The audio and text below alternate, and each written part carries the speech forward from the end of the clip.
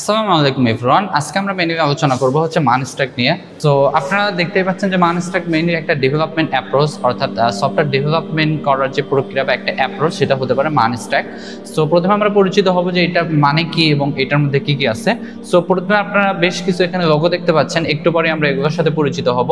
এই ক্ষেত্রে আমরা জাস্ট এই যে এখানে চারটা ওয়ার্ড দেখতে পাচ্ছেন, MERN মানস্ট্যাক। সো এখানে দেওয়া আছে যে মানস্ট্যাক মেইনলি ডিপেন্ড করে এই যে এম থেকে আপনার হচ্ছে যে মঙ্গোডিবি, আর ইতে এক্সপ্রেস.js এবং আরতে হচ্ছে রিঅ্যাক্ট এবং হচ্ছে এনতে নোড.js। সো এই জিনিসগুলোকে আমরা একটু পরে এগুলো জানবো। সো মেইনলি যদি আমরা প্রথমে একটু কথা বলি মঙ্গোডিবি নিয়ে, সবাই জানেন যে মঙ্গোডিবি একটা হচ্ছে যে ডেটাবেস, এটা হচ্ছে একটা NoSQL ডেটাবেস। আর এক্সপ্রেস.js যেটা এক্সপ্রেস.js এটা মেইনলি হচ্ছে যে নোড.js এর একটা ফ্রেমওয়ার্ক। সো এর আগে আমরা জানি যে নোড.jsটা কি। নোড.jsটা হচ্ছে যে জাভাস্ক্রিপ্টের একটি web server. So web server হচ্ছে জাভাস্ক্রিপ্টের একটি নোড.js এবং এরপর হচ্ছে রিঅ্যাক্ট.js। রিঅ্যাক্ট.js যেটা সেটা হচ্ছে যে আপনার মেইনলি এটি একটি ক্লায়েন্ট সাইড জাভাস্ক্রিপ্টের যে একটা লাইব্রেরি। সো অনেকে বলে থাকে রিঅ্যাক্ট হচ্ছে ফ্রেমওয়ার্ক, রিঅ্যাক্ট কখনো ফ্রেমওয়ার্ক না। ফ্রেমওয়ার্ক হতে গেলে সেখানে একটা কমপ্লিট রিসোর্স থাকতে হবে। রিঅ্যাক্টকে কখনো আমরা ফ্রেমওয়ার্ক বলতে পারি না। যেমন হচ্ছে যে আমরা ল্যারাভেলকে পিএসপির ফ্রেমওয়ার্ক বলতে পারি, কারণ সেখানে একটা সফটওয়্যার ডেভেলপমেন্টের সম্পূর্ণ এনভায়রনমেন্ট থাকে, সেট আপ দেওয়া থাকে।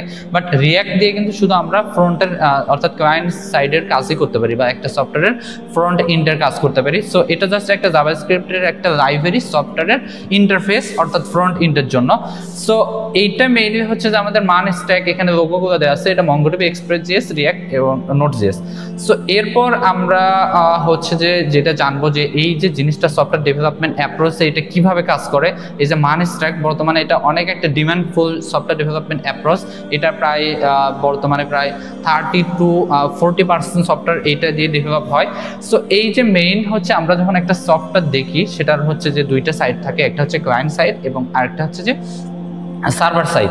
সো ক্লায়েন্ট সাইড বলতে আমরা ক্লায়েন্ট যেটা দেখতে পাই একটা সফটওয়্যার, যেমন এটা একটা ওয়েবসাইট, এটা আমি যেটা দেখতে পাচ্ছি এটা হচ্ছে যে ক্লায়েন্ট সাইড বা ফ্রন্ট এন্ড সাইড।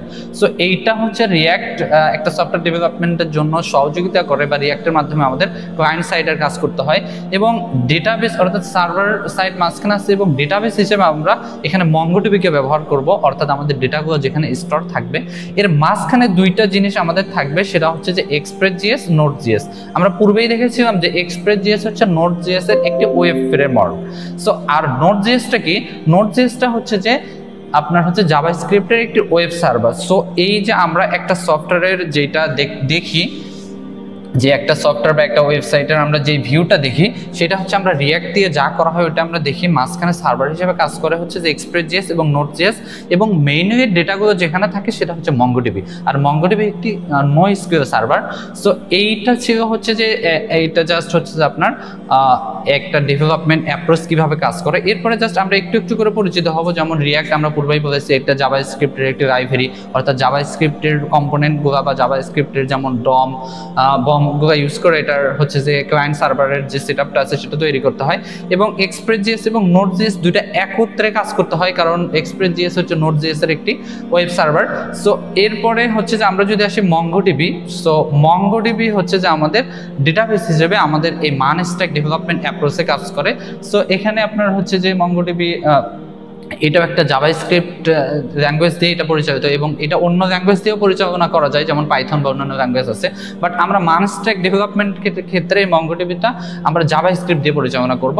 সো এইটা সফটওয়্যার ডেভেলপমেন্ট এই প্রসেসটা কিন্তু আমরা করে থাকি। মানে এটার জন্য জাস্ট একটা সিম্পল সফটওয়্যারের জন্য আমরা 15 থেকে 20,000 টাকা কস্ট নিয়ে থাকি, যে কোনো আপনার একটা ম্যানেজমেন্টের সফটওয়্যার।